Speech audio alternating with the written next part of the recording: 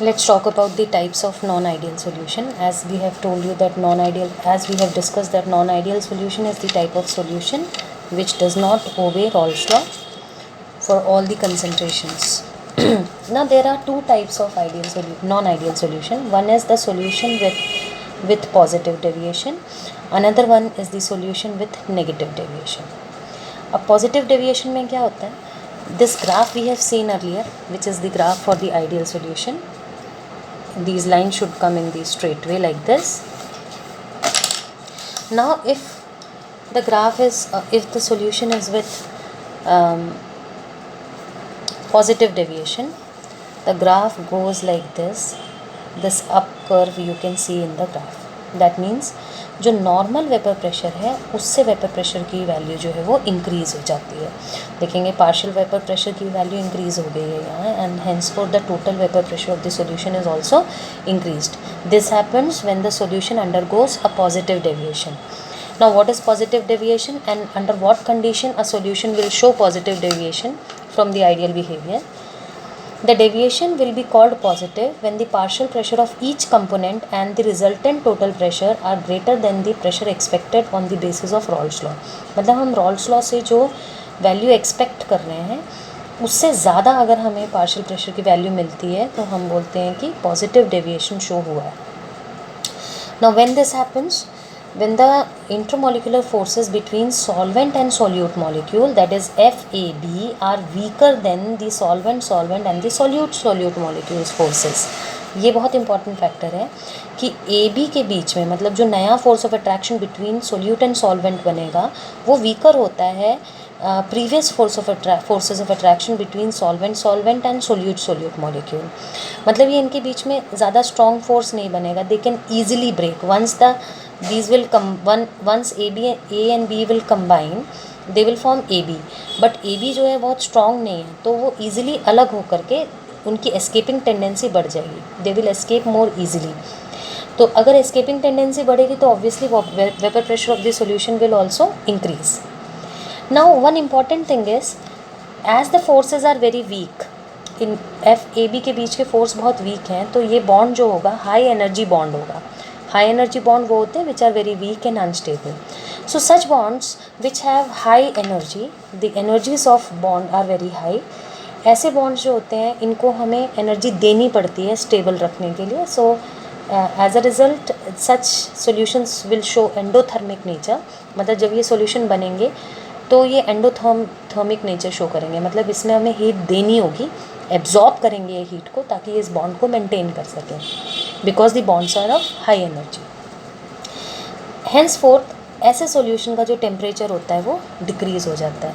तो अगर ऐसा क्वेश्चन आपको आए कि there is two components A and B and when they are mixed together the temperature of the solution has decreased, so what type of deviation it is showing, तो आप लिखेंगे positive deviation. Because positive deviation बनाने के लिए positive deviation में जो force of attraction AB के हैं वो वीक हैं तो उस वीक बॉन्ड को मेंटेन करने के लिए हाई एनर्जी देनी पड़ती है. And as a result energy देने का मतलब है टेम्परेचर ऑफ द सॉल्यूशन जो होगा वो डिक्रीज़ हो जाएगा. सॉल्यूशन एंडोथर्मिक नेचर शो करेगा. ऐसे सॉल्यूशन में हम जो कैरेक्टरिस्टिक्स जो which are the important characteristics of the solution is, first point, the partial pressure of component A is greater than the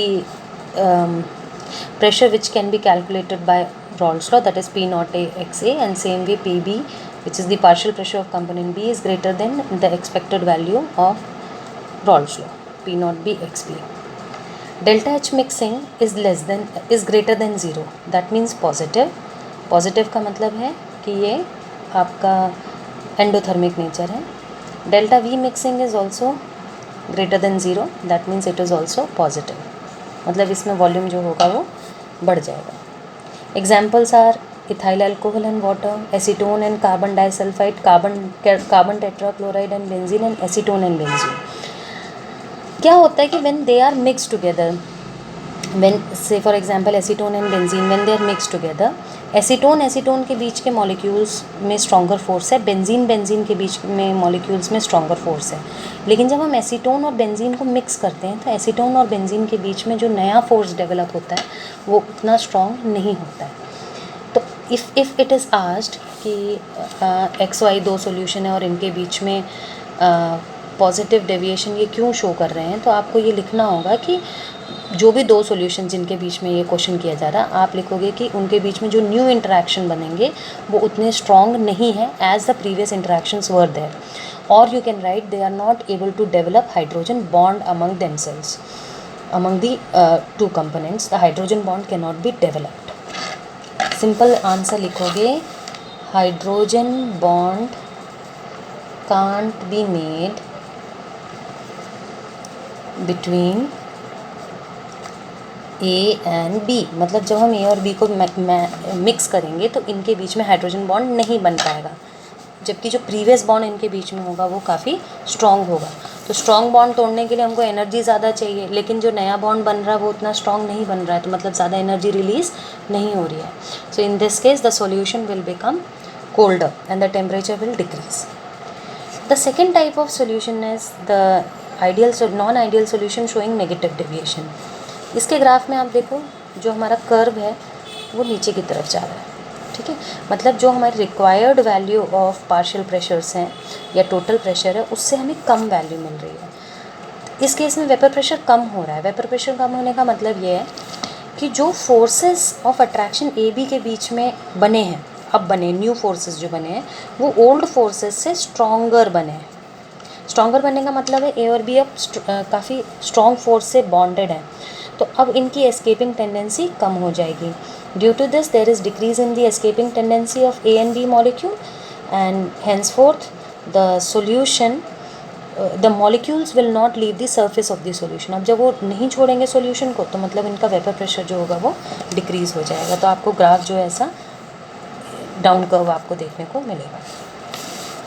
let's read it. The deviation is called negative deviation if the partial pressure of each component A and B and the resultant total vapor pressure are less than the pressure expected on the basis of Raoult's law.